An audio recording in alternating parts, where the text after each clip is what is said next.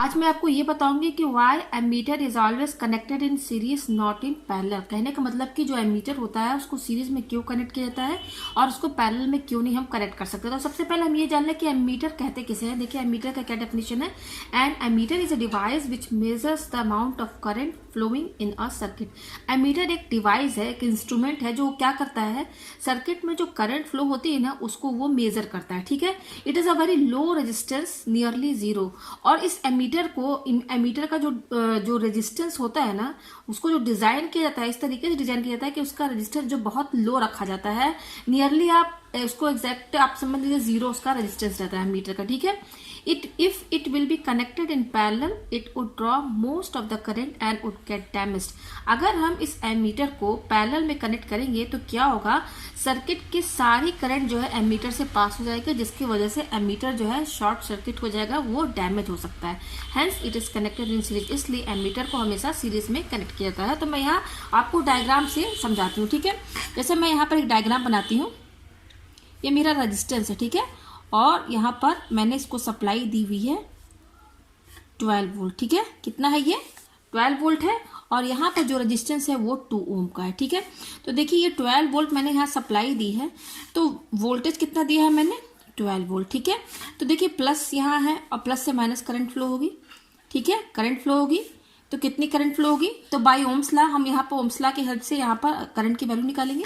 तो V है 12 volt और रेजिस्टेंस है हमारा 2 ओम। ठीक है, तो according to Ohm's law V क्या होता है, IR होता है।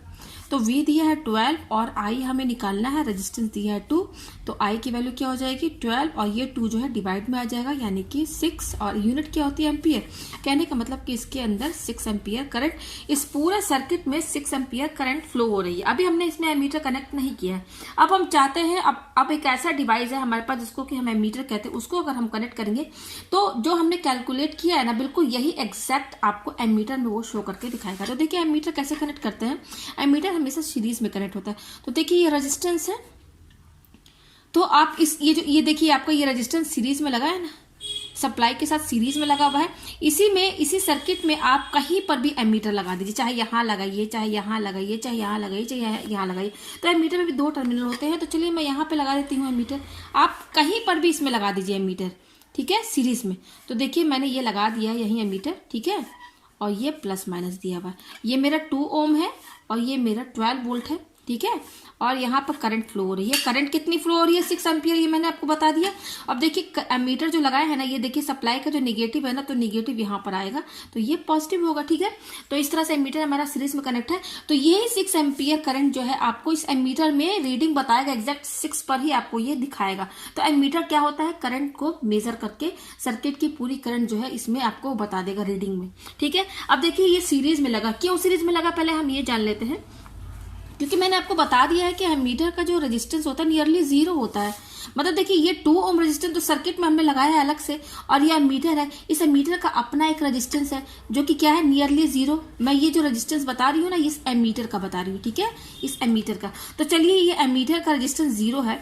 अब देखिए इसका रेजिस्टेंस जीरो है, तो इसका रेजिस्टेंस जीरो रहेगा तभी तो ये पूरी करंट 6 एम्पियर ही इसमें शो करके बताएगा। क्योंकि इसका अगर कोई रेजिस्टेंस कुछ भी होगा, मान लीजिए अगर इसका जीरो रेजिस्टेंस नहीं, जीरो से ज्यादा है, हम ये मान लेते हैं कि इसका रेजिस्टेंस है 1 ओम। चलिए मैं 1 ओम मान लेती हूँ। ठीक है, तो चलिए मैं इसी सर्किट को बना देती हूँ। ये 2 ओम तो पहले से है सर्किट में लगा हुआ। इस एमीटर का भी अपना एक रेजिस्टेंस है, इसका रेजिस्टेंस जीरो ही है, जीरो है रहता ही, ऐसा बनाया जाता है ताकि केवल सर्किट में जो करंट फ्लो हो रही है ना वो आए, और सर्किट में जो करंट फ्लो हो रही है उस पर कोई इफेक्ट ना पड़े, इसलिए एमीटर के रेजिस्टेंस को जीरो, नियरली जीरो रखा जाता है, ऐसा इसको बनाया ही जाता है।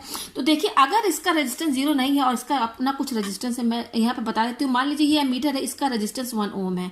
ठीक है, 1 ओम बहुत बड़ा रेजिस्टेंस होता है, वैल्यू इसकी ज्यादा है। मान लीजिए इस एमीटर का रेजिस्टेंस 1 ओम है, तो यहाँ पर देखिए मैंने एमीटर के रेजिस्टेंस का ही रेजिस्टेंस यहाँ पे बना दिया, ये 1 ओम एमीटर का रेजिस्टेंस बता रहा है। अब देखिए क्या होगा अगर इसका रेजिस्टेंस जीरो नहीं होता है, तो ये देखिए 12 वोल्ट है। ठीक है, अब देखिए यहाँ पर ये 2 ओम तो सर्किट में लगा हुआ था पहले से। अब इस एमीटर का भी अगर कुछ रेजिस्टेंस होगा तो क्या होगा, अब ये टोटल रेजिस्टेंस कैसे निकालेंगे, क्योंकि ये दोनों सीरीज में, तो टोटल रेजिस्टेंस क्या हो जाएगा, ये सीरीज में क्या कैसे निकालते हैं, R1 + R2 करके हम निकालते हैं। तो देखिए 2 + 1 यानी कि 3 ओम हो गया। तो देखिए रेजिस्टेंस 3 ओम हो जाएगा।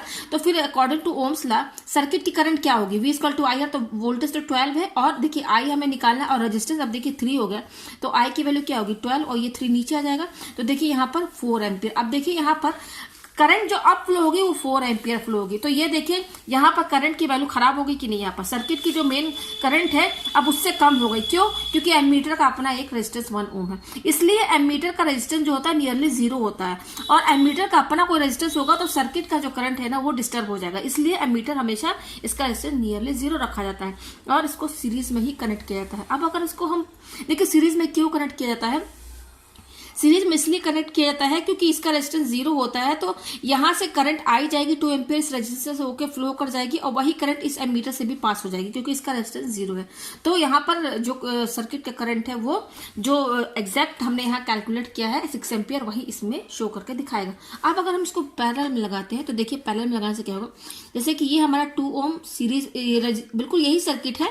अब जस्ट मैं इसको क्या करूंगी, देखिए ये सप्लाई दी हुई है 12 वोल्ट, तो पैरेलल में बोला है ना, तो पैरेलल में लगाने का क्या मतलब है, ये हो गया पैरेलल, ये देखिए ऐसे, ये देखिए 12 वोल्ट और ये देखिए मैंने एमीटर ये प्लस है तो प्लस यहाँ जाएगा और ये माइनस हो गया और देखिए ये 2 ओम है। जस्ट मैं ये एमीटर को यहाँ देखिए पैरेलल में सप्लाई के पैरेलल में लग गया ना। अब देखिए जब पैरेलल में लगाएंगे तो क्या होगा, देखिए ये देखिए करंट जो है प्लस से माइनस फ्लो होगी, यहाँ से जाएगी।